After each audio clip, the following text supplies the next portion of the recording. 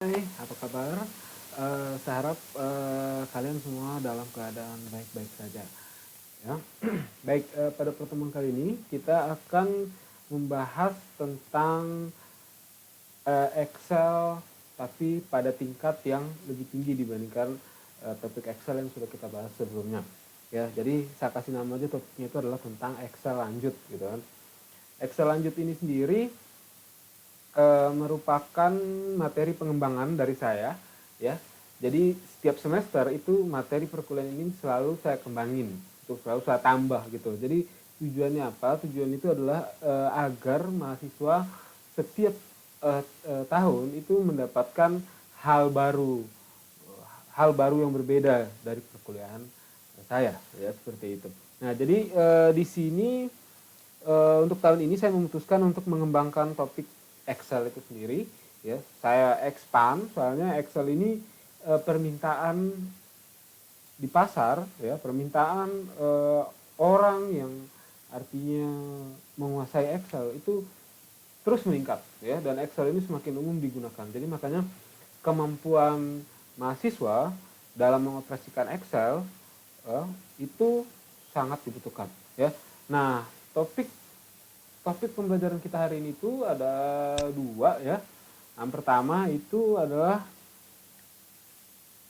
memahami teknik penggunaan fungsi logika di Excel. Nah, kalau misalnya kemarin itu kalian sudah belajar tentang bagaimana menggunakan, mengaplikasikan rumus-rumus aritmatik, rumus-rumus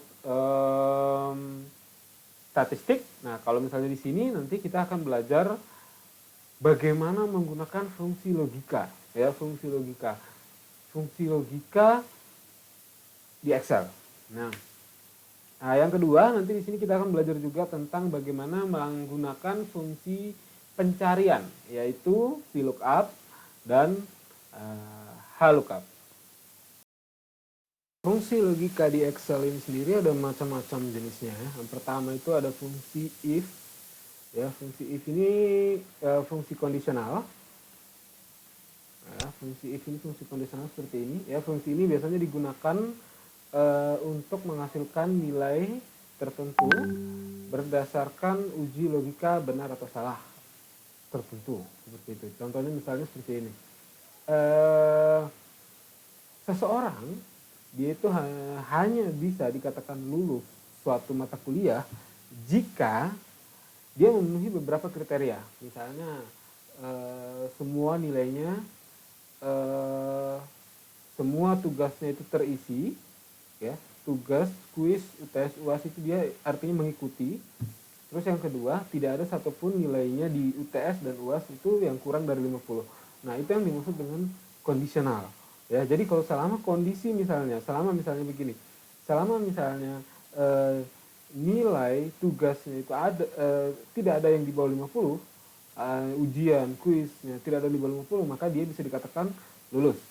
Jadi kalau misalnya seandainya dia ada nilainya yang di bawah 50, maka dia dikatakan tidak lulus. Nah, seperti itu. Jadi itu yang dimaksud dengan kondisional. If, ya, jika nilainya ini maka apa. Jadi if itu komponennya jika kondisi yang apa, maka kondisinya, maka statusnya bagaimana. Nah, seperti itu. Itu yang dimaksud dengan fungsi if. Nah, yang kedua ada if error, ya. If error ini fungsi yang digunakan untuk menghasilkan nilai tertentu jika rumus yang digunakan error. Nah, misalnya ini sering, ya, sering kita temui ketika kita membuat sebuah rumus di Excel. Biasanya tuh kadang-kadang tulisannya error gitu, ya, error, tulisannya error, nggak jelas apa isi selnya. Nah, kadang-kadang kita bingung, ini kenapa seperti ini gitu kan. Nah, itu tulisan error itu bisa kita ganti gitu, karena dengan menggunakan fungsi if error. Cuman kita harus bisa mengantisipasi dulu errornya itu nantinya kenapa. Misalnya gini, kita biasanya itu sering terjadi error ketika kita membagi angka dengan 0, ya, misalnya seperti itu. Nah, itu pasti hasilnya pasti error. Nah, kita masukkan kalkulasi itu ke dalam if error, maka nanti kita bisa menentukan pesan apa yang muncul, seperti itu. Jadi orang yang melihat proyek Excel kita nantinya tidak bingung gitu loh, ini errornya kenapa gitu. Nah, terus ada lagi fungsi N, fungsi logika N. Nah, fungsi logika N ini biasanya dipakai di dalam fungsi if. ya, and, or, ini biasanya dipakai di dalam fungsi if. Jadi biasanya kalau misalnya if, ketika misalnya kondisi yang mempengaruhi hasil itu cuma berdasarkan dari satu kondisi, maka kita cukup pakai if, ya. If nilai tugasnya lebih dari 50, maka dia lulus. Nah, seperti itu. Nah, bagaimana kalau misalnya masalahnya berkembang? Misalnya if nilai tugasnya lebih dari 50, nilai UTS-nya itu harus lebih dari 60. Misalnya seperti itu. Jadi ada dua kondisi.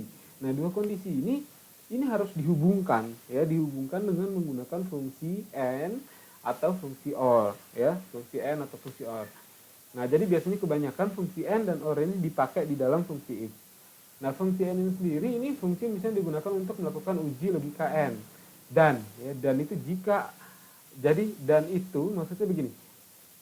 Kalau misalnya kita menggunakan fungsi and, itu artinya dua buah kondisi ini harus bernilai benar, baru hasilnya nanti itu bernilai benar. Contohnya misalnya seperti ini, dia bisa dikatakan lulus, ya, lulus, ya, ada dua kondisi, lulus dan tidak lulus. Lulus itu bernilai true, lulus itu kita anggap aja bernilai true, tidak lulus itu bernilai false, ya, misalnya itu false, salah, ya. Nah, dia hanya akan dikatakan lulus ketika pertama nilai tugasnya terisi semua. Yang kedua, nilainya tidak ada yang kurang dari 40, misalnya seperti itu. Nah, berarti dua-dua ini harus terisi, harus tercukupi baru dia dikatakan lulus. Nah, seperti itu. Nah, berarti kalau misalnya dua kondisi ini harus tertutupi baru dia bisa dikatakan lulus, di sini kita menggunakan fungsi and. Contoh misalnya lagi seperti ini. Ketika misalnya dia tidak perlu nilainya di atas 40, yang penting dia itu nilai tugasnya tidak ada yang kosong, maka dia lulus. Nah, seperti itu. Nah, berarti di sini dua kondisi ini tidak harus terpenuhi dua-duanya. Ya, cukup salah satu saja sudah terpenuhi, maka dia kondisinya sudah menjadi true, maka dia sudah lulus, true, seperti itu. Nah, jadi ini kurang lebih kapan kita menggunakan fungsi and, kapan kita menggunakan fungsi or. Jadi ini antara logika aja, ya, logika aja. Seperti itu. Nah, terus itu and, or itu kan atau, ya. Nah, terus fungsi not. Not ini negasi, ya, negasi. Jadi membalikan fungsi yang artinya dia bernilai true. Kalau di not kan, maka dia langsung bernilai false, seperti itu. Nah, and, or, not ini biasanya dipakai di dalam fungsi if, biasanya seperti itu. Ya. Nah, selanjutnya kita masuk ke topik pertama dulu tentang fungsi logika if. Nah, rumus Excel if ini biasanya digunakan untuk menghasilkan sebuah nilai tertentu jika kondisi yang kita tentukan untuk evaluasi, untuk dievaluasi terpenuhi. Ya, terpenuhi itu artinya dia bernilai true. Ya, seperti itu. Nah, dan akan menghasilkan nilai lainnya apabila uji logika atau kondisi itu tidak terpenuhi atau bernilai false. Nah, rumus if ini dia bentuk umumnya itu kurang lebih seperti ini. Ya, bentuk umumnya jadi ada if, ya, jadi sama dengan if, terus dalam kurung. Nah, logika yang ingin kita tes, ya, logika yang ingin kita tes ini biasanya ngetes apakah sel tertentu itu nilainya lebih dari 50 atau nilainya lebih dari sel B, misalnya seperti itu. Nah, titik koma, jangan lupa di situ ada titik koma. Nah, kalau misalnya tes logika ini nantinya, ternyata benar, nilai sel A itu lebih dari 50 atau nilai sel A itu lebih besar daripada nilai sel B, misalnya seperti itu. Nah, itu berarti kan kondisinya bernilai true, benar. Nah, kondisi terpenuhi berarti maksudnya seperti itu. Kondisi terpenuhi, maka kalau misalnya kondisinya terpenuhi, statement yang ada di sini ini yang akan dieksekusi, yang akan dijalankan. Nah, kalau misalnya tes logika ini bernilai false, maka ini yang akan dijalankan. Jadi di sini kalian harus bisa menspesifikasikan ketika misalnya tes logikanya bernilai true, apa yang akan dilakukan oleh rumus ini?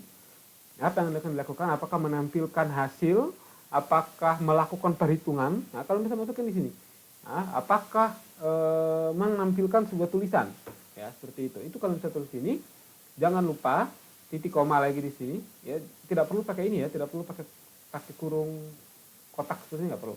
Nah, terus titik koma, ya, bukan titik dua, titik koma. Nah, di sini adalah kondisi ketika ini bernilai false, salah atau tidak terpenuhi, seperti itu. Ya. Nah, kurang lebih modelnya seperti itu. Nah, kondisi terpenuhi maupun tidak terpenuhi sebenarnya opsional. Opsional itu maksudnya apa? Kalian bisa isi, bisa juga tidak. Tapi kalau misalnya kalian tidak isi, misalnya gini, ketika misalnya kondisi terpenuhi, dia melakukan apa? Menampilkan tulisan bahwa dia lulus misalnya seperti itu. Nah, ketika misalnya kondisi ini tidak terpenuhi, kalian mau rumus ini tidak usah melakukan apa-apa. Dia diam aja. Nah, ini bisa kalian kosongkan. Bagian ini bisa kalian kosongkan. Jadi tidak perlu kalian isi. Jadi kondisi terpenuhi dan kondisi tidak terpenuhi ini opsional. Kalian bisa isi, kalian bisa tidak isi. Seperti itu. Yang wajib itu hanya yang bagian depan ini. Ya, nah kalau kurang lebih contohnya itu kurang lebih seperti ini, ya. Contohnya misalnya seperti ini. Ini ada nama, ya, nilai A, nilai B, ini jumlah nilainya, ya. Nah, di sini ada keterangan lulus. Nah, keterangan lulus ini mereka ini hanya lulus jika misalnya jumlah nilainya ini, jumlah semua nilainya ini lebih dari 40. Jadi kalau misalnya nilainya kurang dari 40, maka dia tidak boleh lulus, dia harus gagal. Bagaimana caranya? Nah, ini kita harus bikinkan rumusnya. Rumusnya kurang lebih seperti ini. Ya kan? If. Nah, if ini dia punya ini dia punya badan rumus, if ya. If. Nah, terus kondisinya E2. E2. Nah, E2 berarti yang ini kan? Berarti yang ini. Ini rumus untuk di sini, ya, ini rumus untuk di sini. Jadi ini dari sini itu rumus untuk di sini. Nah, jika E2 itu ini lebih dari 140, ya, lebih dari 140, maka dia lulus. Jangan lupa kalau misalnya kalian ingin menampilkan sebuah tulisan, ya, tulisan itu harus ada tanda kutip 2, ya, tanda kutip 2 pakai gini, ya, lulus. Nah, kalau misalnya dia kurang dari 140, maka tidak lulus, seperti itu, ya, kurang lebih seperti itu. Sekarang mari kita coba aja dulu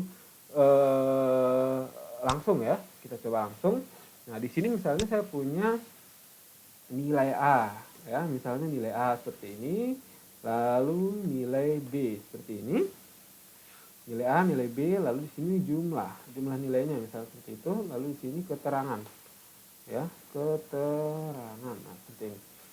Nah, sekarang kita taruhlah misalnya nilai A ini misalnya 80,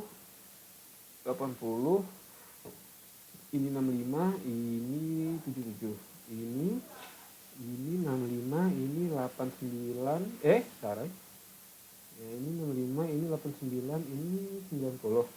Nah, ini kita hitung jumlahnya. Jumlah itu sama dengan ini ditambah ini, ya, enter. Nah, ini sudah jumlah. Ini tinggal kita duplikat aja ke bawah. Nah, cara gini, ini kasih ke sudut, tarik ke bawah. Nah, ini rumusnya udah otomatis menyelesaikan. Nah, sekarang begini. Nah, saya mau yang di bawah 150, ya, ini kan ini ya. Yang di bawah 150 itu dia di atas 150 lulus, di bawah 150 dia gagal. Nah, mari sini kita bikin rumusnya. Rumusnya itu berarti sama dengan if. Nah, if gini. Nah, di depan itu kita bikin kondisinya. Ya, kondisinya itu berarti jika nilai ini lebih dari 150, maka dia lulus. Berarti kita bikin dulu kondisinya. If ini klik aja, ya, kalian bisa klik. Nah, F7 langsung kasih lebih dari, ya. If lebih dari 150, ya, if lebih dari, jangan lupa ini kondisinya sudah selesai sampai di situ, kita titik koma, ya, titik koma. Baru saya mau tulisan lulus. Sorry. Ini belum selesai, ini saya tulis lulus seperti ini.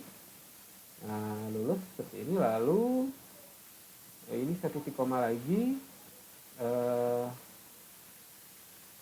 gagal. Nah, ini jadi kalau misalnya dia terpenuhi, true, bernilai true, maka dia lulus. Kalau misalnya tidak terpenuhi, maka dia gagal, bernilai false, ya, maka dia gagal. Udah, jadi rumusnya seperti ini, ya. Nah, kalau seperti ini tinggal enter, tertut. Nah, berarti gagal, soalnya nilainya 145. Ya, coba ini kita naikin ke 75. Nah, ini klik lagi di sini. Nah, dia lulus otomatis, ya kan? Seperti itu. Nah, untuk menduplikasi rumusnya tinggal klik aja di sini, tarik ini ke bawah, terus maka selesai, ya. Seperti itu. Nah, contoh misalnya ini 89 saya turunin jadi 50. Nah, maka dia langsung jadi gagal. Nah, itu kalau misalnya kondisi yang mau kita proses itu cuma satu, ya. Kondisinya itu berarti nilai di dalam jumlah ini saja, ya. Kalau misalnya nilai di dalam jumlah ini, jika nilainya lebih dari sekian, maka dia lulus. Jika, nah sekarang bagaimana misalnya kalau misalnya seperti ini?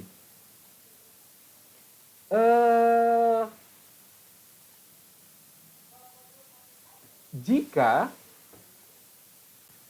sekarang misalnya seperti ini, jika misalnya dia lebih dari 150, ya itu misalnya dia lulus. Nah, tapi kalau nilainya itu lebih dari 170 misalnya seperti itu, maka dia bukan hanya lulus, tapi dia cum laude seperti itu. Nah, ini kan berarti ada dua kondisi gitu ya. Ada dua kondisi yang harus kita tes. Pertama kita harus ngecek dulu nilainya itu apakah lebih dari 50. Oke, kalau misalnya lebih dari 50 dia lulus. Ya. Kalau misalnya dia kurang dari 50 berarti gagal. Kalau misalnya seandainya nilainya ternyata bukan hanya lebih dari 150 tapi juga lebih dari 100, misalnya 170, dia itu cum laude, ya, cum laude. Nah, berarti begini. Berarti ada dua kondisi kan di sini yang harus kita proses. Nah, untuk menyelesaikan masalah seperti itu, kita bisa menggunakan teknik if bersarang. Nah, if bersarang itu misalnya ini kan satu if ya. Berarti if bersarang itu maksudnya if di dalam if, ya. Logika if di dalam logika if. Nah, misalnya seperti ini. Jika dia lebih dari 150, maka dia lulus. Yang ini akan dieksekusi. Jika dia kurang dari 150, maka ini gagal. Ini akan dieksekusi. Nah, berarti sekarang begini. Saya mau membuat rumus ketika misalnya dia lebih dari 150, lakukan pengecekan lagi. Ya, cek lagi apakah nilainya itu lebih dari 170 atau tidak. Nah, ketika misalnya dia lebih dari 170, maka nyatakan bahwa dia itu cum laude. Ketika tidak, maka tidak usah. Cukup menyatakan dia lulus seperti itu. Nah, berarti bagaimana? Ketika misalnya dia 150 memenuhi, maka ini yang dieksekusikan lulus. Nah, berarti ini kita hapus. Nah, if-nya kita taruh di sini. Ya, ini kita hapus. Nah, seperti ini. Maka if-nya kita taruh sini. Taruh lagi if seperti ini. Ya, if. Nah, if. Nah, di sini kita kasih lagi kondisi. Ya, if seperti ini. Ini mari kita cek dulu if F7, ya, kondisi awalnya F7 lebih dari 170, ya, titik koma, jangan lupa titik koma lagi. Ingat rumus if itu ada kondisi jika terpenuhi apa yang dilakukan, kalau tidak terpenuhi apa yang dilakukan. Ada tiga space ya, jadi kalian masukkan di dalam itu tiga-tiganya. Jika ini, maka ini saya kasih kata-kata, oh di sini saya tampil cum laude, ya. Nah, kalau misalnya seandainya dia tidak cum laude, apa ya? Lulus. Berarti kalau misalnya kalau misalnya sudah ibaratnya kalau sudah nilainya di atas 150, itu kemungkinannya cuma dua, lulus biasa atau lulus cum laude misalnya seperti itu. Nah, berarti di sini kita cari aja lulus. Ya, seperti ini ya. Lulus. Lulus. Nah, seperti ini ya. Ini kita cek dulu. Kita enter. Oke. Ini dia 155 ya. Coba kita rubah ini menjadi 45. Gagal ya. Ini menjadi 55. Masih 65. Oke, 75. Oke, dia sudah lulus. Nah, sekarang mari kita cek kalau misalnya nilai jumlahnya ini sampai 170, apakah dia berubah lagi enggak? 95. Kita ganti di 95. Cum laude. Seperti itu. Ya. Nah, ini tinggal kita copy aja ke bawah. Ini tinggal tetap. Nah, sudah. Nah, ini yang dimaksud dengan rumus if bersarang ya.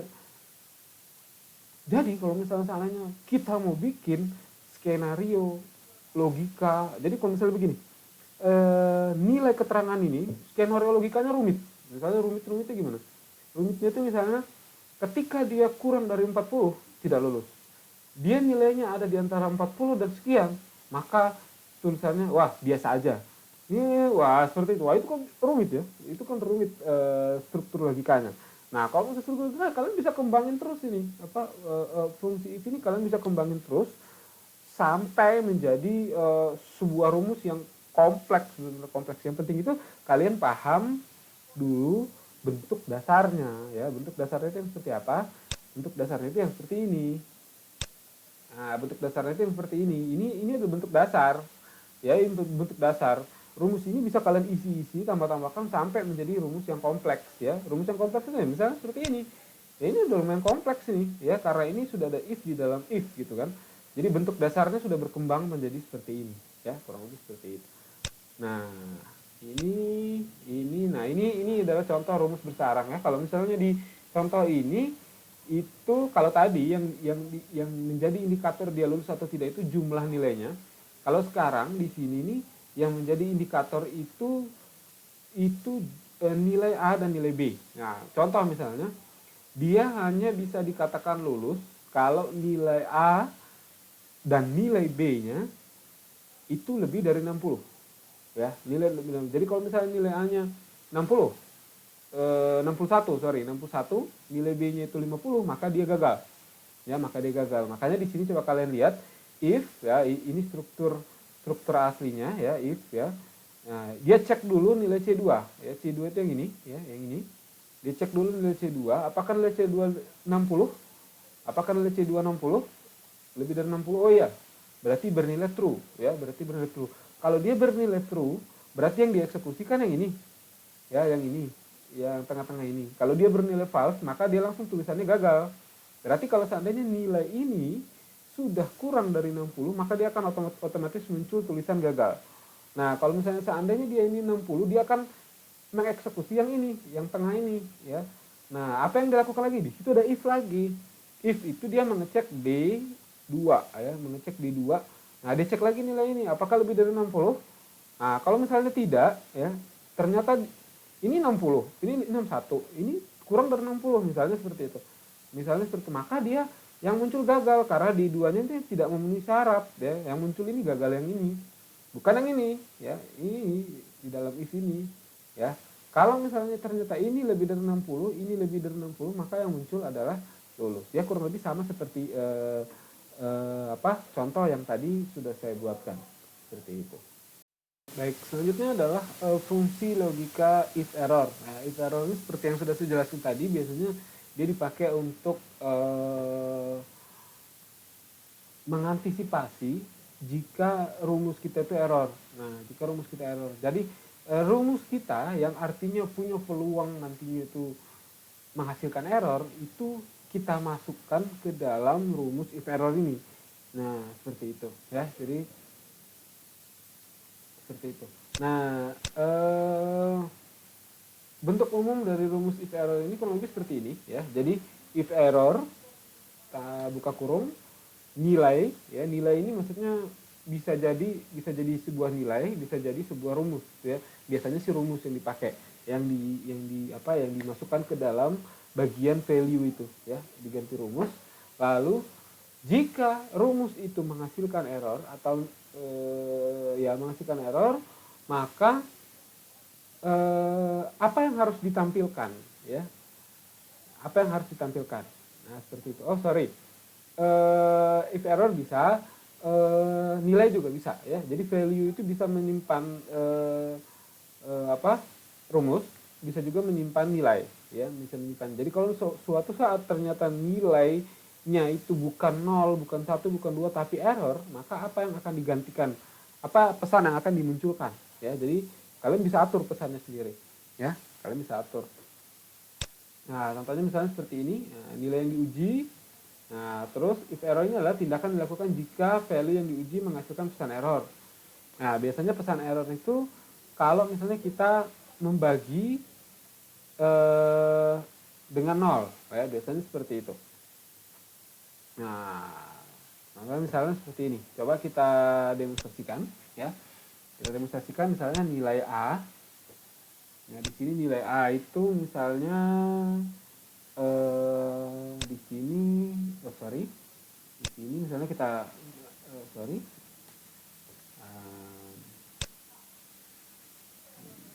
kita berikan dulu.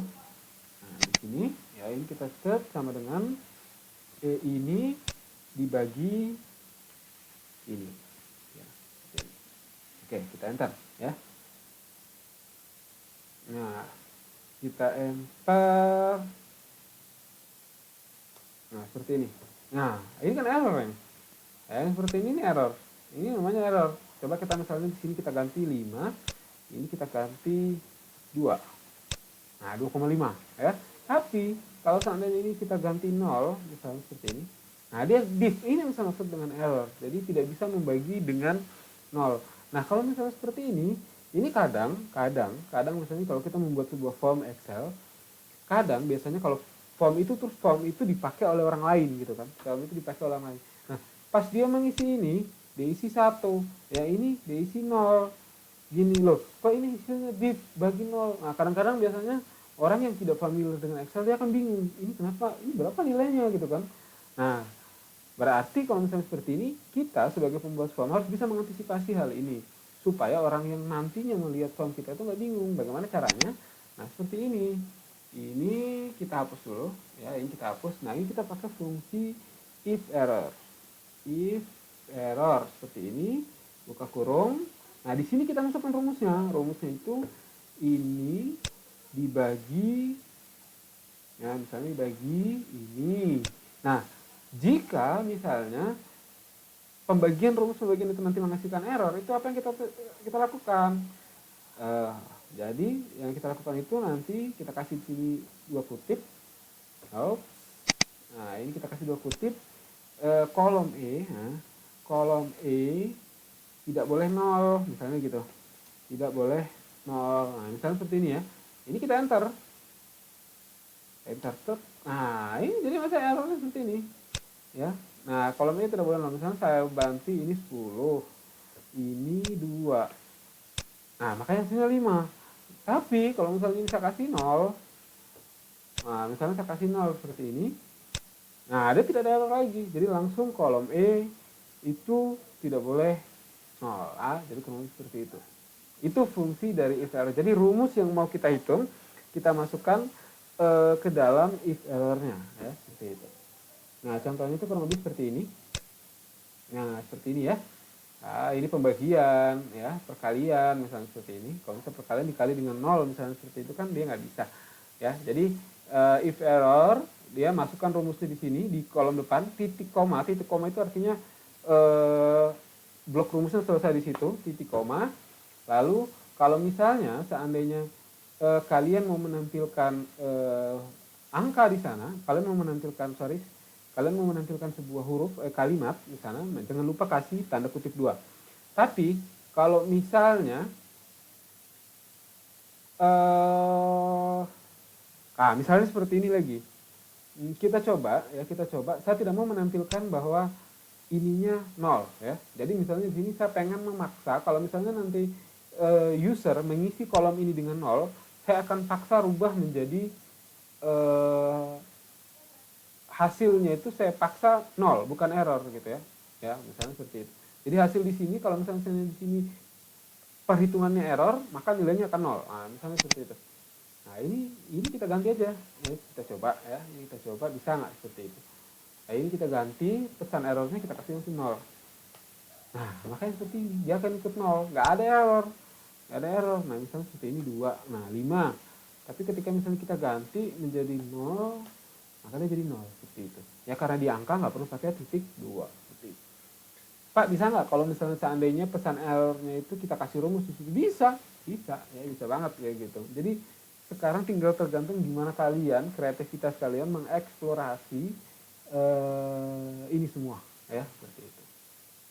Selanjutnya adalah fungsi logika N. Nah fungsi logika N ini sebenarnya gini. Tadi kita sudah sempat ungkap skenario di awal ya. Contohnya misalnya saat menggunakan nested if atau if bersarang gitu kan. If di dalam if gitu kan. Nah, itu karena kapan kita menggunakan if bersarang? Itu ketika kondisi yang mau kita evaluasi itu lebih dari satu kondisi. Contohnya misalnya seperti tadi. Dia hanya akan lulus jika nilai mata kuliah A dan nilai mata kuliah B itu lebih dari 60 ya. Itu lebih dari 60. Coba kita back, kita rewind, kita lihat. Nah, kita lihat misalnya seperti ini. Ya, dia hanya akan lulus jika, nah seperti ini ya. Dia akan lulus jika nilai ini, nilai A dan nilai B itu lebih dari 60. Nah itu kan kondisi seperti ini itu bisa kita selesaikan dengan 2 cara ya. Cara yang pertama itu tentu saja dengan menggunakan nested if atau if bersarang. Cara yang kedua, ini nested if ini kan kadang-kadang agak rumit ya, agak rumit, panjang gitu ya.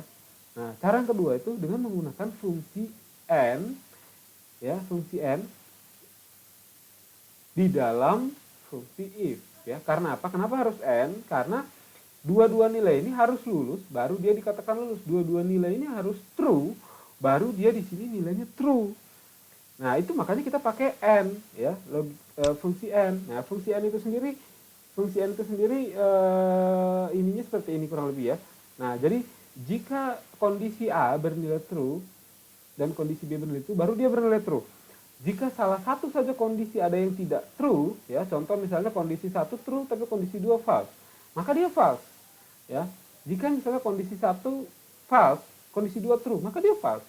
Ya, jadi dia hanya akan bernilai true, dia hanya akan lulus, dia hanya akan oke kalau kedua kondisi yang dievaluasi itu bernilai true atau bernilai oke atau terpenuhi, seperti itu. Itu n, ya. Itu fungsi logika n. Itu logika n, ya. Nah, ini kalau misalnya yang kita evaluasi itu dua kondisi. Bisa nggak kalau misalnya kita mau mengevaluasi lebih dari dua kondisi? Bisa. Ya, ini contohnya misalnya 3 kondisi seperti ini. Nah, 3 kondisi itu dia hanya akan bernilai true jika semuanya true. Ya, bagaimana kalau 100 kondisi? Bisa, ya. 100 kondisi berarti 100 itu harus true semua baru dia bisa menghasilkan true. Jadi sebanyak apapun kalian mau evaluasi kondisi bisa, ya, seperti itu. Intinya kalau dia n, semua yang dievaluasi harus bernilai true atau bernilai benar, baru hasilnya nanti itu dia akan bernilai benar. Ya, seperti itu. Nah, fungsi n ini, fungsi logika n sendiri itu bentuk sintaksnya itu kurang lebih seperti ini ya. Jadi n kurung logika 1 titik koma, ya jangan lupa ini titik koma pemisah ya.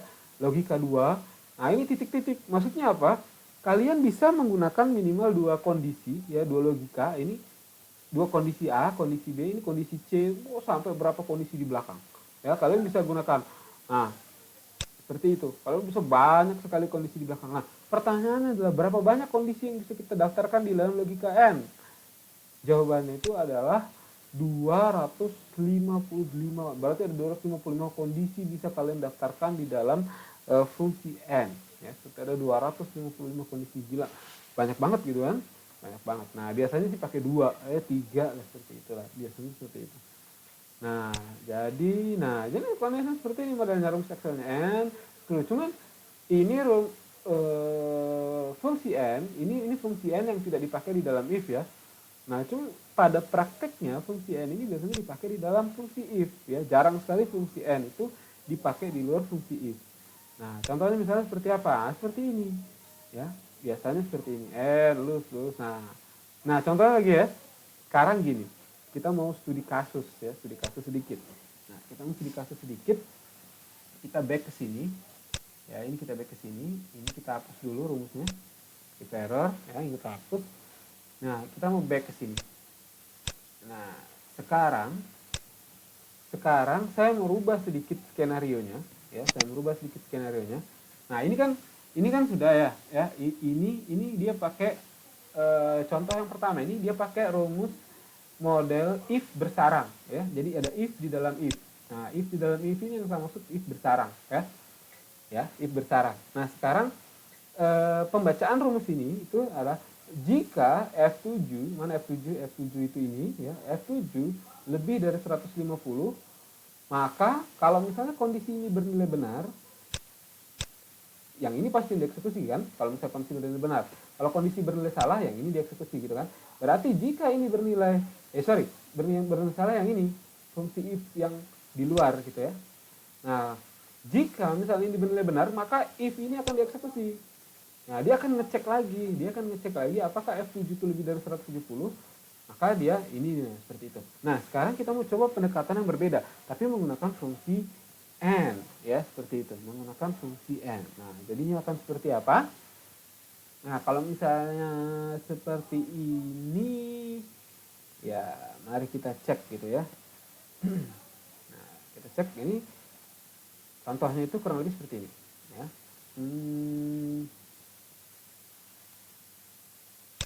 Ini kita rubah dulu ya, soalnya kalau misalnya yang ini dia ini hasilnya 3 ya, cum laude, lulus, gagal. Nah sementara kalau misalnya menggunakan logika N itu nggak bisa ya, logika N ya hasilnya cuma 2, lulus atau tidak lulus. Jadi begini, kapan kita harus menggunakan if bersarang, kapan kita harus menggunakan N. Kita bisa menggunakan if bersarang kalau misalnya kemungkinan jawabannya itu lebih dari 2. Ya, jadi bukan hanya lulus atau tidak lulus, tapi ada jawaban yang lain gitu kan. Nah, kalau misalnya jawabannya cuma 2, maka kita bisa menggunakan N. N ini nanti sintaks rumusnya, tulisan rumusnya bisa jadi lebih sederhana. Coba kita rubah aja kalau gitu ya. Ini kita rubah aja. Ini kita rubah. Nah, kalau misalnya dia bernilai, ini kita hapus. Jadi nggak usah, kita ganti aja. Kita ganti. Nah, kita ganti sesuai ini. Jadi kita nggak lihat jumlah lagi ya. Yang kita lihat itu nilai ini. Jika ini lebih dari 60 dan nilai ini lebih dari 60, maka dia lulus ya. Dua-duanya harus lebih dari 60 baru dia bisa dikatakan lulus. Kalau dia tidak ada salah satu tidak lebih dari 60, dia gagal ya. Jadi kita bukan based on ini. Ini kita rubah, kita sama dengan misalnya seperti ini. If pertama rumus dengan pendekatan if bersarang ya. Kita belum pakai fungsi N. If ini lebih dari 60, maka titik koma, ya, stop, kondisi berakhir, stop. Nah, jika dia lebih dari 60, taruhlah misalnya kondisinya benar, true, maka yang dieksekusikan blok berikutnya nih, ya. Jadi kita tulis dulu if lagi, soalnya saya mau dia ngecek lagi nilai B-nya ini gimana, gitu kan. Nah, if gini, nah klik lagi di sini, lebih dari 60, oke, titik koma, selesai kondisi di depan. Nah, jadi kalau misalnya sudah sampai di sini, ini bernilai true, maka dia lulus. Ya, jangan lupa lulus seperti ini, titik koma. Nah, kalau misalnya seandainya kita tulis gagal di sini, maka nilainya itu tulis gagal. Kalau misalnya dia tidak lebih dari 60 ya. Jadi walaupun nilai A 8 lebih dari 60, nilai B terus maka gagal. Nah, ini jangan lupa kalian tutup ya. Nah, tutup if-nya. Jangan lupa ini if ini if bersarangnya gitu kan. If yang ini harus kalian tutup juga gitu kan. Nah, jadi tutupnya gimana? Ya ini kasih titik koma. Titik koma. Nah, jadi contohnya misalnya jika dia 7 kurang dari 60, maka apa yang terjadi? Gagal gitu kan. Makanya kita tulis sini. Gagal gini. Nah, seperti ini tutup. Nah, udah. Jadi, nah ini bentuk if bersarang ya. Ini coba kita cek dulu. Nah, ini bentuk if bersarang, enter ya. Jadi gagal ya. Ini kita copy ke bawah semua. Nah, ini ya rumusnya udah sama ya. Rumusnya udah sama. Nah, sekarang gini. Kita coba misalnya ini 55. Nah, gagal ya. Gagal. Dua-duanya gagal. Ini kita kasih 70. Nah, gagal juga ya. Ini kita kasih 61. Nah, dia lulus seperti itu. Jadi dia kan ngecek begitu. Nah, sekarang saya mau ini kan pakai if bersarang ya, if bersarang. Nah, if bersarang sekarang saya mau menggunakan pendekatan berbasis fungsi N ya, fungsi N. Kenapa fungsi N? Karena dua-duanya ini harus bernilai true, dua-duanya ini harus bernilai true baru ini lulus ya. Nah, seperti itu. Berarti yang ini kita hapus. Ya, yang if di dalam if ini kita hapus, ini kita ganti lulus ya. Nah, kita ganti lulus seperti ini ya. Nah, seperti ini ya. Nah, cuman di depannya ini kita kasih fungsi N ya.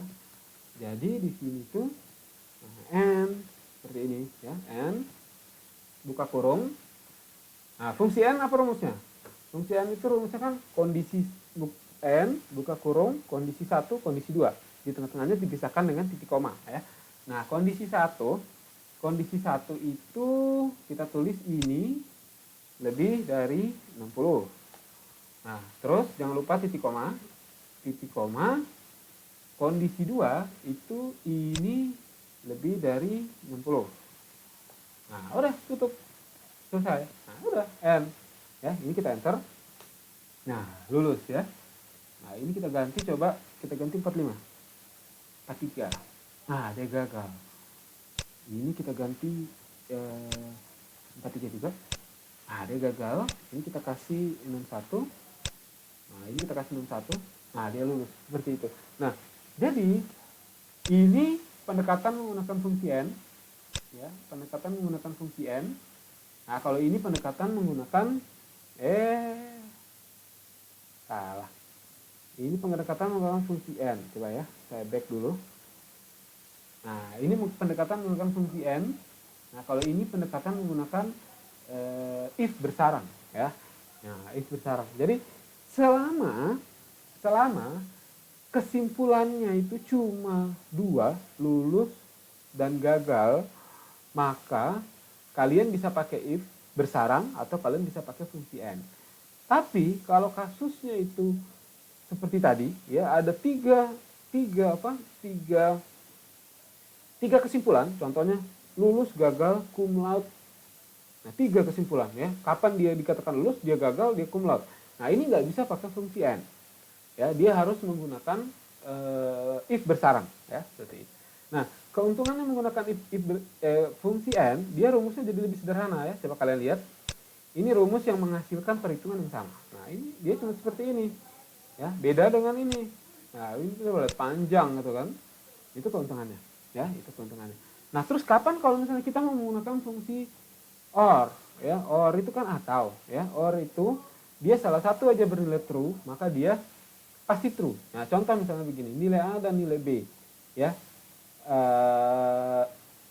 ini kita ganti, ya, ini kita ganti or, ya, seperti ini, enter. Nah, ini salah satu kita rubah 45. Nah, dia tetap lulus, ya. Tapi kalau misalnya dua-duanya salah, ya, 45 misalnya seperti ini, dua-duanya 45, nah dia gagal. Ya, tapi salah satu aja benar, ya. Contoh misalnya ini 4, maka dia langsung lulus, ya. Nah, jadi ibaratnya yang dievaluasi itu ini kan ada 2 kondisi di dalam OR, ya. 1, 2 kondisi. Salah satu aja dari kedua kondisi ini bernilai true, maka dia akan otomatis keputusan yang diambil adalah keputusan true. Mana keputusan true? Keputusan true-nya yang ini. Ini keputusan false, ya, seperti itu. Nah, jadi keputusan true ini, keputusan false ini, ya. Nah, salah satu saja ini bernilai true, maka dia akan langsung mengambil keputusan true. Yang mana keputusan true? Yang ini. Yang ini keputusan false, ya, seperti itu. Nah, kalau n, logika n, dia enggak, dua-duanya ini harus bernilai true, baru true ini diambil. Keputusan true diambil, atau blok eksekusi true diambil. Kalau misalnya salah satu bernilai false, maka dia akan yang dieksekusi adalah yang blok false, yang seperti ini. Ya, jadi kurang lebih seperti itu. Itu aja bedanya antara fungsi logika n dan fungsi logika or. Ya, ini mungkin buat kalian yang mungkin tidak terlalu terbiasa dengan perhitungan logika matematika, ini mungkin akan agak sedikit membingungkan. Jadi kalau misalnya kalian akan bingung, kalian bisa ulang video ini, ya. Tonton sampai kalian paham, oh ternyata if else itu seperti ini, gitu, ya. Seperti itu. Nah, kurang lebih seperti itu. Nah, ini contoh kalkulasi lulus tidak lulus dengan berbasis 2 kondisi, ya. N, karena dia n, maka dia ini harus bernilai true, baru blok true yang ini dieksekusi. Kalau misalnya ini salah satu saja bernilai false, maka hasilnya adalah false. Nah, false berarti yang mana dieksekusi? Yang ini.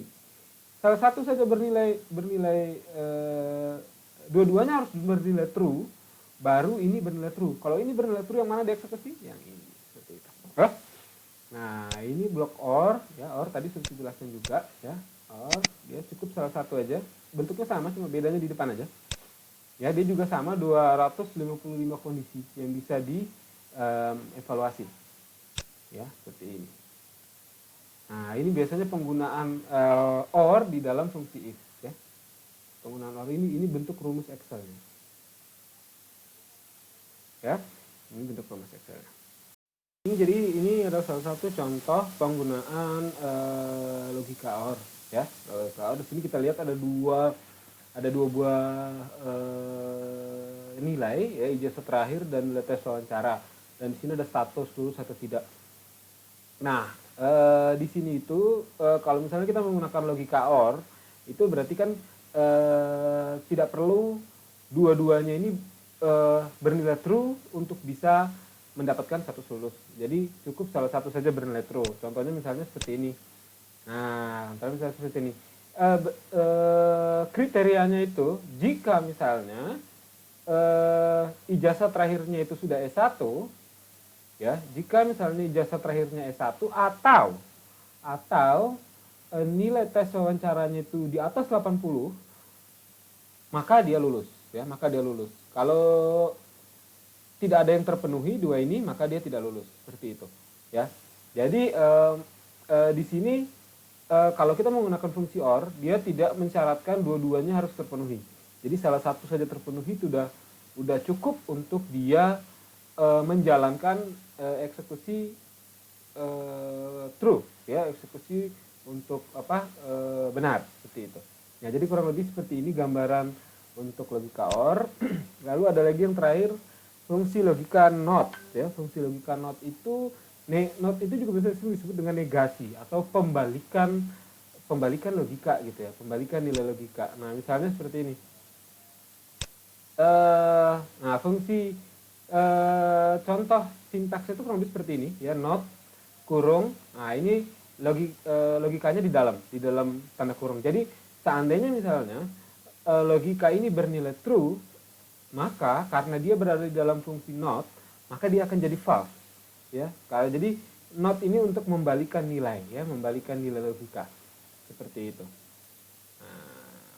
Nah, kurang lebih seperti ini contoh realisasinya, ya. Nah, seperti ini. Oke, nah sekarang kita masuk di fungsi lookup and reference. Jadi fungsi lookup and reference, nama fungsinya itu adalah VLOOKUP. Nah, VLOOKUP ini biasanya banyak digunakan untuk mencari sebuah data dari tabel tertentu, ya, mencari sebuah data. Biasanya VLOOKUP ini paling sering dipakai untuk fungsi kombinasi, ya. Fungsi kombinasi maksudnya gimana? Jadi saya pengen mencari data, misalnya gini, misalnya saya punya sebuah tabel itu berisi referensi. Kalau misalnya si A pendapatannya sampai sekian juta, penjualannya sampai sekian juta, itu berapa persen dia dapat komisi. Ini berapa, kalau misalnya sekian berapa persen komisinya, sekian berapa persen komisinya. Itu tabel referensi seperti itu. Nah, terus saya ingin menghitung gajinya. Saya ingin menghitung gajinya di tabel bawah. Otomatis saya harus punya cara untuk bisa mengakses penjualannya si A ini, dia masuk di klasifikasi yang mana, misalnya seperti itu. Ya, jadi contoh konkretnya nanti akan kita bahas di belakang, ya. Jadi kurang lebih yang penting sekarang kalian tahu dulu bahwa VLOOKUP itu adalah sebuah fungsi yang masuk dalam golongan lookup and reference. Dia itu sering digunakan untuk mencari data atau membandingkan data di dalam dari sebuah tabel, ya, dari sebuah tabel. Berarti kalau kita sudah bermain VLOOKUP, kita sudah bermain HLOOKUP, maka kita sudah melibatkan lebih dari satu tabel, seperti itu. Nah, definisinya sendiri, ya, rumus VLOOKUP ini adalah salah satu fungsi atau rumus Excel dasar yang termasuk dalam kategori lookup and reference. Nah, dia ini merupakan fungsi rumus Excel berfungsi untuk mengambil suatu nilai dari tabel lain. Jadi ada dua tabel yang dilibatkan di sini, ya. Nah, berdasarkan kata kunci tertentu. Nah, untuk mengambil nilai itu supaya kita tahu nilainya itu spesifik yang mana, itu dia ada kata kuncinya. Nah, selanjutnya huruf awalan V di dalam VLOOKUP ini itu merupakan singkatan dari vertikal, ya. Dia merupakan singkatan dari vertikal. Ini merujuk pada bentuk tabel referensi. Jadi di tabel itu, tabel yang menjadi referensi kita itu, dia headernya atau judul tabelnya terletak di bagian atas, seperti kebanyakan tabel yang kita kenal, ya. Ya, ada header tabelnya di atas, datanya di bawah, seperti itu, ya. Nah, dari datanya tersusun ke bawah secara vertikal, seperti itu. Nah, format rumus VLOOKUP-nya itu sendiri format fungsi maksudnya. Format fungsi VLOOKUP-nya formatnya seperti ini, ya. Jadi dia fungsinya VLOOKUP, terus ini tanda kurung, ya, tanda kurung. Nah, di sini ada 4 komponen di dalam rumus VLOOKUP ini. Yang pertama, nilai yang mau kita cari, ya, nilai yang mau kita cari. Mungkin lebih tepatnya bisa disebut sebagai referensi nilai yang ingin kita cari, ya, seperti itu. Nah, terus ini tabel target di mana nilai itu berada, ya. Ini bisa dibilang tabel, bisa juga dibilang sebagai kumpulan data yang berada di dalam suatu tabel, ya, ya, seperti itu, ya. Ya, seperti itu. Nah, terus ada namanya nomor kolom. Nah, nomor kolom itu dari tabel ini dia itu ada di nomor kolom yang berapa? Di nomor kolom berapa? Jadi data yang kita cari itu ada di nomor kolom nomor berapa dari tabel yang sedemikian besar itu, ya. Nah, nanti dia akan membandingkan. Jadi dia akan mencari, jadi fungsinya akan mencari nilai referensi ini, ya. Nilai referensi ini akan dia cari dulu, lalu dia cari nomornya, tek tek tek tek, tek yang sesuai. Lalu nilainya, nilai yang berada pada sel itu nantinya akan ditampilkan pada sel di mana VLOOKUP ini dibuat, ya, misalnya seperti itu. Nah, di belakang ini ditutup biasanya dengan range lookup, ya, range lookup. Range lookup ini nilainya cuma dua, yaitu true atau false. Ya, maksudnya apa? True atau false. True atau false ini maksudnya kalau misalnya dia nilainya true, itu maksudnya nilai yang kita cari itu boleh mendekati, ya, boleh mendekati. Jadi di sini kan ada nilai yang dicari, ya, nilai yang dicari. Ternyata nilai yang kita cari ini tidak ada yang sama persis di tabel yang kita refer, ya, di tabel yang kita refer. Gak ada yang sama persis. Nah, kalau misalnya seperti itu kondisinya dan di sini di sini itu range lookupnya itu true, maka dicari yang paling mendekati. Seperti itu. Ya, dicari yang paling mendekati. Nah, kalau misalnya di sini nilainya false, kalau misalnya nilai yang dicari ini tidak ada sama sekali yang identik, maka rumus ini akan mengembalikan nilai error. Ya, seperti itu. Nah, jadi di sini kalian bisa memutuskan saya mau menggunakan true atau false, ya. Nah, kurang lebih seperti itu. Nah, ini kurang lebih penjelasannya, ya. Tadi sudah saya jelaskan sedikit. Nilai yang dicari ini biasanya berada pada kolom pertama sebuah tabel atau kolom paling kanan dari tabel referensi. Ya, bisa seperti itu. Argumen ini dapat berupa angka, teks, tanggal, maupun macam-macam, ya. Yang lain juga bisa. Nah, tabel referensi ini sebuah tabel referensi data yang terdiri dari dua kolom atau lebih, di mana nilai yang dicari berada pada kolom pertama tabel data, ya. Nah, terus nomor kolom ini merupakan nomor kolom dari argumen tabel referensi yang mengandung nilai data dan akan kita ambil nilai yang sebaris dengan posisi nilai yang dicari pada kolom pertama, ya. Jadi kelemahannya VLOOKUP ini dia itu hanya bisa, jadi kita tetapkan nilai yang dicari itu biasanya harus selalu berada pada kolom paling kanan dari tabel referensi kita, ya, dari tabel referensi kita. Dia harus berada pada kolom dan dia mencari ke kanan, ya. Dia mencari sepanjang baris itu. Ya, seperti itu. Dia nggak bisa mencari ke belakang. Ya, seperti itu. Dia bisa mencari ke belakang. Jadi pinter-pinternya kita melakukan cropping tabel, ya, pinter-pinternya kita melakukan cropping tabel. Nah, nomor kolomnya ini lalu range lookup, ya, true false, untuk menemukan hasil yang sama persis atau cukup menemukan nilai yang mendekati. Kalau misalnya nilainya true berarti cukup mendekati. Kalau misalnya false berarti dia akan mencari nilai yang sama persis. Kalau tidak ketemu maka error. Seperti itu. Contohnya gimana? Contohnya kurang lebih seperti ini, ya. Contohnya kurang lebih seperti ini. Nah, misalnya saya punya lookup seperti ini, ya. Ini saya punya rumus VLOOKUP. Nah, VLOOKUP itu saya ingin mencari misalnya gini. VLOOKUP C9. Nah, C9 ini merujuk ke nilai yang ingin kita cari, ya, C9. C9. Berarti di sini nilai yang ingin kita cari itu, angka yang ingin kita cari itu adalah 3, ya. 3 di tabel, ini tabel referensinya. Ya, ini adalah tabel referensi namanya. Ini tabel referensi. Nah, ini kita cari itu adalah 3. Nah, titik koma, ya, titik koma. Lalu selanjutnya ini adalah tabel referensi, ya, tabel referensi. Tabel referensi itu A2, E7. Maksudnya apa? A2 berarti tabel yang mau kita target itu adalah tabel mulai dari titik ini sampai ke sini, ya. Itu cara kita melakukan pointing ke tabel yang mau kita target, gitu, ya. Terus titik koma lagi. Nah, di sini ada 2. 2 ini maksudnya kolom kedua, ya. Berarti misalnya di sini nanti dia akan mencari 3. 3 ini mana? Oh, ini. Ya, ini 3, ya. 3 kolom kedua, 1, 2. Nah, berarti nilai yang dikembalikan nanti itu adalah endang. Nah, ini seperti ini hasilnya. Nilai yang dikembalikan adalah endang. Nah, di sini false, ya. False, maksudnya false apa? Karena di sini nih angka 3 itu ada. Ya, ini ada angka 3. Kalau seandainya misalnya di sini ditulis 3,5 terus di sini ditulis false, maka error, ya, karena tidak ada angka yang tidak ada angka yang memenuhi, seperti itu, tidak ada angka yang memenuhi. Nah, seperti itu ya. Jadi, Pak, bagaimana kalau seandainya misalnya ini kan poinnya itu pointing tabelnya itu dari A2 ya. A2 itu kan berarti ini, mulai dari sini sampai di sini. Bagaimana kalau kita perkecil pointingnya mulai dari B2. B2 itu berarti dari sini ke sini. Berarti nanti cropping tabelnya itu cuma seperti ini. Seperti ini. Nah, seperti ini ya. Cropping tabelnya cuma seperti ini. Jadi ini nggak dipakai. Nah, sementara nilai yang kita mau cari itu 3. Nah, dia cek di tabel paling kanan. Tabel paling kanan itu adanya Ahmad, Cecep, Endang, Galuh, nggak ada 3 gitu kan, nggak ada 3. Makanya kalau misalnya seperti itu dia akan error. Nah, jadi nilai referensi ini dia akan cek pada tabel paling kanan kalau misalnya dia VLOOKUP ya, seperti itu.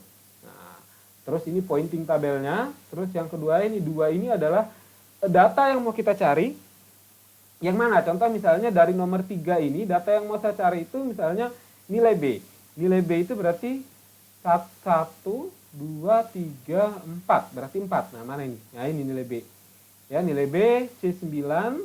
C9 itu referensi nilai yang mau kita cari. Ya, contohnya misalnya berarti saya mau ngambil semua data Endang gitu ya. Saya mau ngambil semua data Endang dari tabel referensi. Nah, terus A2 E7. A2 E7 itu berarti pointing tabelnya. Lalu 4 itu adalah di mana letak kolom sel yang akan kita ambil datanya. Ya, 4 berarti 1, 2, 3, 4 berarti ini. 75 nanti masukin ke sini. Nah, itu nilainya 75 seperti itu. Jadi kurang lebih begitu contoh menggunakan VLOOKUP. Nah, contoh lainnya lagi kurang lebih seperti ini ya. Nah, contoh misalnya di sini saya punya sebuah tabel referensi. Coba kita langsung ke ini aja. Coba kita langsung ke contoh VLOOKUP. Nah, VLOOKUP yang ini ya. Nah, ini saya punya tabel referensi di sini. Nah, tabel referensi ini dia itu berisi 2 ya, penjualan komisi. Jadi kalau misalnya nanti ada orang sales saya ingin telah melakukan penjualan, misalnya dia sanggup melakukan penjualan misalnya 50 juta ya, 50 juta. Penjualannya mulai dari 50 juta ke atas ya, itu dia akan dapat komisi 5%. Nah, tapi ketika penjualannya sampai di 100%, dia komisinya 8%. Terus naik terus. Nah, ini adalah tabel referensi saya. Ya, ini adalah tabel referensi saya. Nah, terus tiba-tiba misalnya di sini saya punya data Asdar. Saya punya berapa orang nih? 5 orang sales ya. Asdar, Aziz, Roni, Topan, Alif. Ya, saya punya 5 orang sales. Nah, ini adalah catatan penjualan mereka bulan ini. Ya, catatan penjualan mereka bulan ini. Saya mau tahu berapa kira-kira komisi yang bisa saya kasih ke mereka berdasarkan tabel referensi komisi dari perusahaan saya. Ya, berapa komisi yang bisa saya kasih ke mereka gitu kan? Nah, coba kalian lihat di sini bahwa angka-angka penjualannya itu tidak ada yang sama persis dengan tabel referensi. Ya, tidak ada yang sama persis. Berarti kalau misalnya di sini saya pakai fungsi lookup lalu atributnya itu false, sudah pasti error. Ya, karena tidak ada yang benar-benar identik nilainya. Nah, seperti itu. Nah, jadi saya pakai true. True itu biar dia artinya bisa menggolongkan. Oh, 76 ini dia kira-kira masuk ke yang mana? Ya, 76 masuk ke mana? Nah, berarti terus nanti setelah saya dapat berapa persentase komisinya yang layak diberikan untuk mereka, lalu saya akan hitung berapa rupiah nilai komisinya ya di sini. Berarti kita bikin aja dulu rumus komisi di sini. Ini rupiah dalam komisi dalam rupiahnya itu berarti sel ini dikali dengan sel yang ini ya, enter. Oke, kalau sudah ini kita copy ke bawah. Nah, oke, sudah dapat ya. Nah, sekarang tinggal saya cari 76 juta itu masuk di yang mana gitu kan. Ini itu masuk mana? 76 juta itu nilainya secara teknis dia itu ada di antara 50 dan 100 juta ya. Di antara 50 dan 100 juta. Berarti kalau misalnya seperti ini dia harusnya bisa mendapat komisi 5% ya. Nah, sekarang mari kita buat rumus VLOOKUP untuk menentukan klasifikasinya ya. Oke, di sini ya. Jadi ini kita sama dengan VLOOKUP. Nah, VLOOKUP seperti ini. Nah, VLOOKUP itu elemen pertamanya itu adalah nilai yang ingin dicari.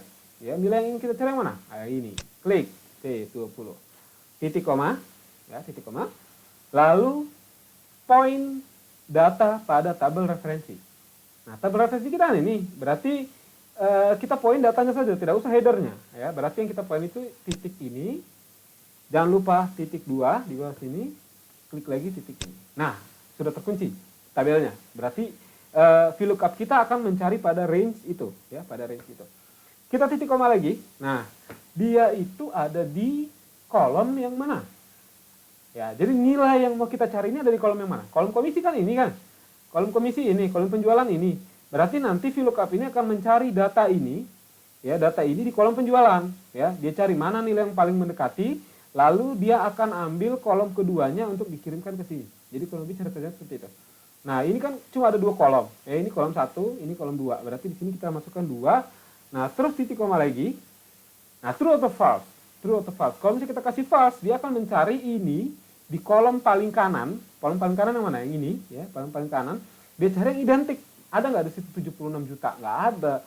Adanya 50, 100, 150 dan seterusnya. Berarti kalau saya kasih false, dia akan error. Maka di sini saya kasih true. True itu artinya nilai yang artinya sama dengan atau mendekati, seperti itu. Sama dengan atau mendekati. Berarti di sini saya kasih true seperti ini. Lalu selesai, tutup. Kita enter. Nah, 0,5. Berarti 76 juta itu masuk di 0,5, 0,5%. Seperti itu, ya, seperti itu kurang lebih. Ya, seperti itu. Berarti kalau misalnya dia 5% komisinya, rupiah komisinya itu adalah 3.800.000. Nah, satu lagi, VLOOKUP, rumus VLOOKUP ini nggak bisa diduplikasi dengan menggunakan teknik seperti ini. Error dia, ya, dia nggak bisa diduplikasi. Jadi ini kita hapus. Dia nggak bisa, dia harus ditulis manual, ya. Dia harus ditulis manual. Contoh misalnya lagi di sini. Di sini itu, bagaimana dengan ini? 40 juta. 40 juta ini bahkan kurang dari 50 juta. Dia tidak ada di range ini, ya. Ya, dia tidak ada di range 50 juta sampai 100 juta. Dia kurang dari 50 juta. Secara teknis kalau misalnya kita kasih VLOOKUP di sini dia error, ya. Kita coba sama dengan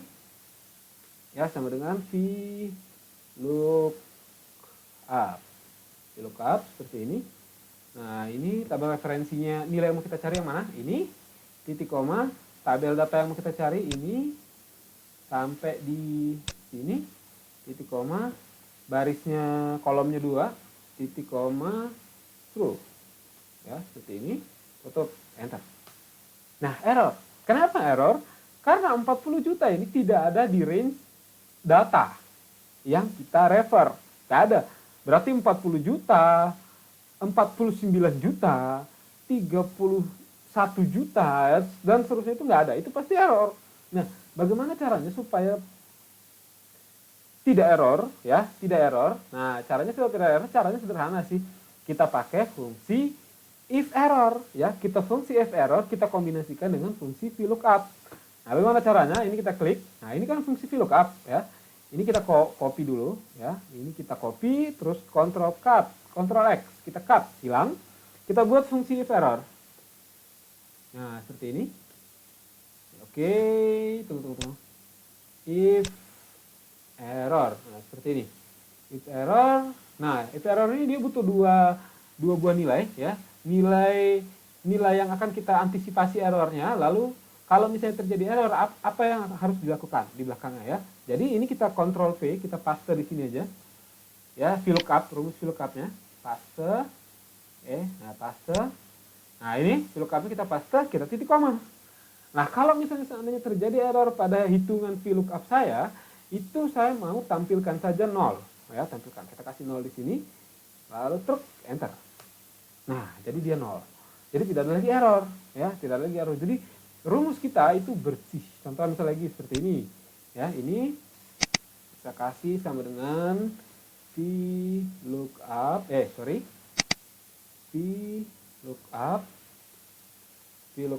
terus nilai yang akan kita cari ini titik koma, terus referensi data pada tabel referensi, berarti ini titik 2 ini titik koma, kolom keberapa, ya. Tabel yang dicarikan ada di sini, ya. Data yang kita cari itu kan ada di kolom 1, berarti di sini cuma ada 2 kolom. Nah, berarti saya mau VLOOKUP ini mengembalikan nilai dari kolom yang ada 2 ya. Berarti di sini 2 ya, berarti titik koma lagi true. Nah, seperti ini. Nah, bentar. Nah, jadi 80 juta pun masih masuk di 5% ya. 80 juta itu masih ada di antara sini, berarti dia masih di 50%. Bagaimana dengan 270 juta? Nah, kalau 270 juta ini tinggal kopas saja biar nggak usah nulis-nulis lagi ya. Kita kopas, enter, masukin ke sini. Ctrl V. Nah, ini tinggal kita ganti 21 menjadi 22 ya, 22. Ini kita enter. Nah, 2 juta dia masuk 12%. Nah, 12% itu dia masuk di antara 230 dan 300 juta. Berarti dia dapatnya 12%. Nah, 12% itu nilai komisinya itu adalah 32.400.000. Seperti itu. Jadi, seperti itu kurang lebih teknik penggunaan VLOOKUP ya. Contohnya misalnya seperti ini. Nah, misalnya kita punya tabel ya, tabel yang tadi ya, komisi. Nah, berapa persen komisi penjualan berdasarkan tabel referensi komisi? Nah, ini tabel referensi komisi. Nah, berapa harga komisinya? Nah, ini 2. Kita hitung nanti gitu kan. Nah, hasilnya kan jadi seperti ini. Nah, ini adalah rumusnya. C13 ini adalah nilai yang kita cari. C5 itu adalah data yang ada di dalam tabel referensi. Ini harus kita crop ya, kita cropping semuanya. Lalu 2 ini adalah kolom kedua ya. Jadi mulai 1, 2, lalu jika nilai yang dicari di luar rentang, maka output rumus akan error. Untuk mengatasi itu dapat digunakan fungsi if error. Nah, seperti ini. Ya, ini seperti fungsi if error yang sudah saya jelaskan tadi, ya, fungsi if error. Oke, jadi seperti itu kurang lebih tentang VLOOKUP. Itu adalah tentang HLOOKUP. Nah, HLOOKUP, ibaratnya kalau kita bisa bayangkan, VLOOKUP dan HLOOKUP ini mirip-mirip, ya, mirip-mirip.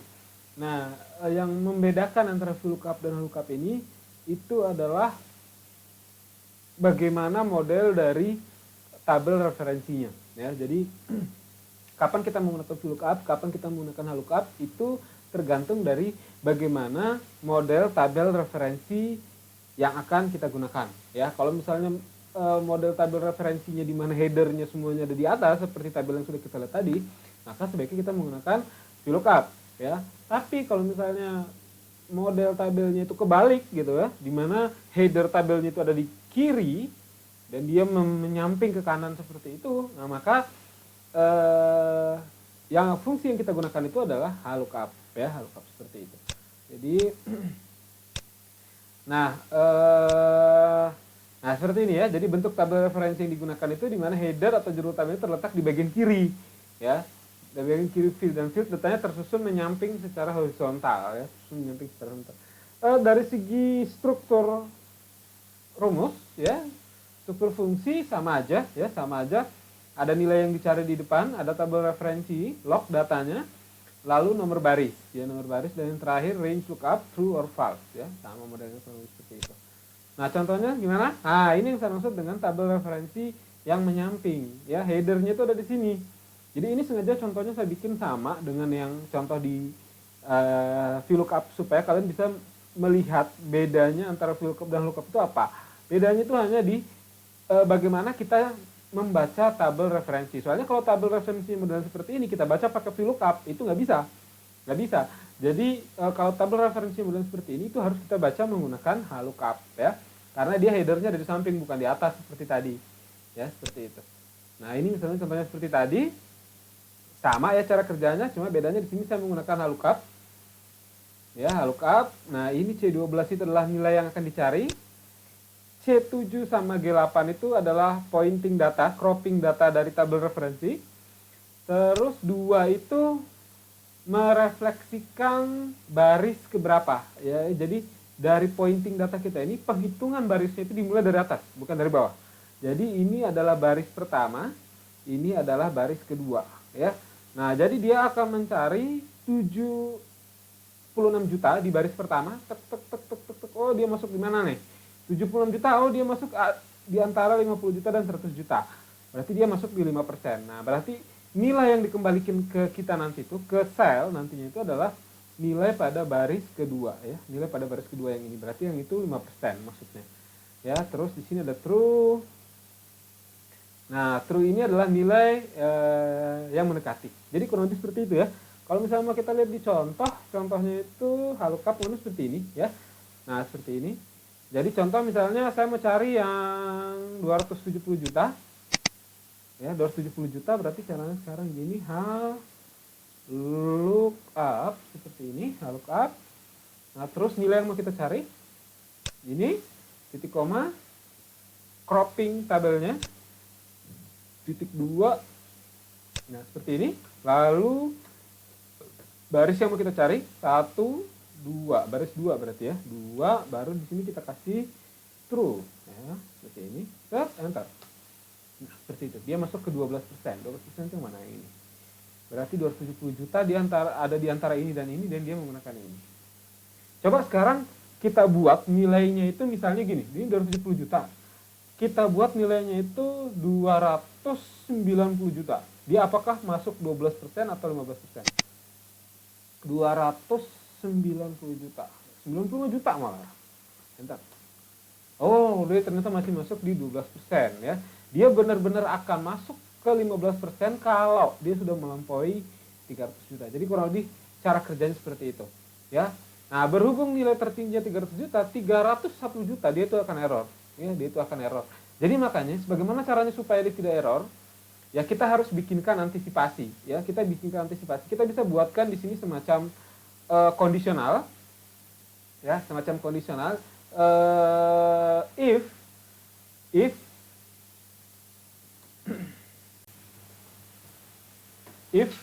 dia lebih dari sekian, maka dia akan ditampilkan misalnya lebih dari 300 juta, berarti taruhlah misalnya bonusnya itu dibikin flat 16%, seperti itu. Itu bisa menggunakan kombinasi antara VLOOKUP dan rumus kondisional, ya, if else. Nah, bagaimana cara membuat rumus kombinasinya? Nah, itu nanti bisa kalian uji coba sendiri, kalian pikirkan sendiri ininya seperti apa. Jadi baik, kurang lebih seperti itu ya. Di situ tulisannya bersambung ya, bersambung soalnya rencana saya berikutnya pada sesi berikutnya materi ini akan saya kembangkan lagi, saya tambah konten Excelnya. Jadi sementara untuk saat ini saya pikir cukup sampai di situ dulu ya. Saya sedang mengerjakan konten sambungannya. Saya sudah punya beberapa poin materi yang mungkin menarik untuk diulas lebih lanjut pada materi Excel lanjut ini ya. Jadi mungkin sampai di sini saja sesi kita saat ini. Terima kasih sudah menyimak video ini. Sampai jumpa pada sesi berikutnya.